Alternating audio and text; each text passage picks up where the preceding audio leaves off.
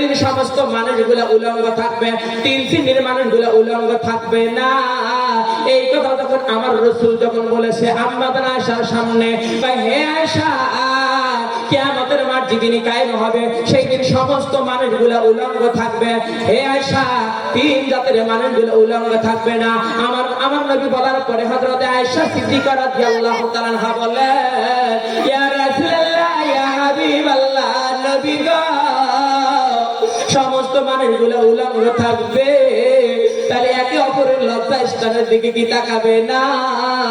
আমার রাসূল বলে, আয়েশা রে, হাসরের মাঠটা এমন একটি মাঠ হবে, মানুষের লজ্জা স্থানের দিকে তাকাতো দূরের কথা, শুধুমাত্র আল্লাহ আসমানের দিকে করবে আর বলবে, ইয়া নাফসি, ইয়া নাফসি, ইয়া নাফসি, আমার জীবনের কি হবে, জীবনের কি হবে? আমার রাসূল বলে, হে আয়েশা, জেনে রাখো, 3টা জাতের মানুষকে আল্লাহ উলঙ্গ রাখবে না। 1 নম্বর, আয়েশা রে, যারা এই পৃথিবীর জমিনে কোরআন পড়বে আর যারা কোরআন মুখস্থ করবে।